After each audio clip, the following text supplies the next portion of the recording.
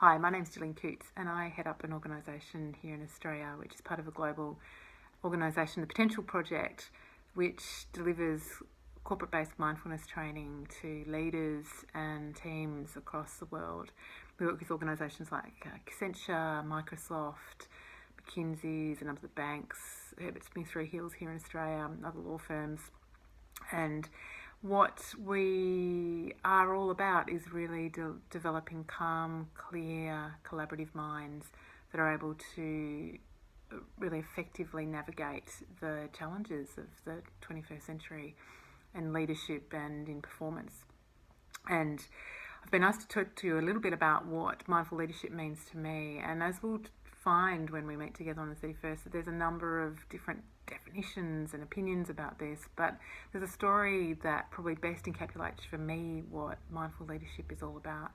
And it's about Rasmus Hougaard, who's the founder of the Potential Project, and he was out in Australia a few years ago on a speaking tour. And I was supporting that tour, I guess, and trying to get him between gigs to be able to speak. And we were running late from one event to another. And so we're running up George Street, and it's myself, Rasmus, and another colleague. And at some point, I turned to my other colleague and kind of snapped officiously, like, "Come on, we should just get on with it. Like, can't you see that we're late?" And one of I'll never forget it. Rasmus stops and says, "Right, Jill. So how are you showing up right now? What's going on for you?" And I'm like, "Well, like, we're late, and it would be really good if we just kept walking." And he said, "Okay, so how's it going to be if you continue in this state? How are you going to show up when we get to this second event?" I'm like, "Right, okay." So I calmed down. We kept walking.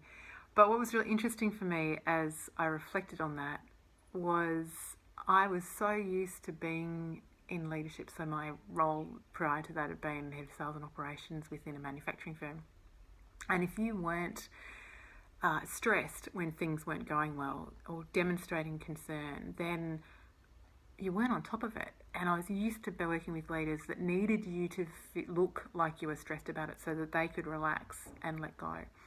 And suddenly I realised that actually that's all entirely wasted effort. And what Rasmus had done really compassionately, really fulsomely, was to create the space for me to observe how my own behaviour was undermining my performance, and with wisdom and compassion show me an alternative way and create the conditions for me to kind of step into that.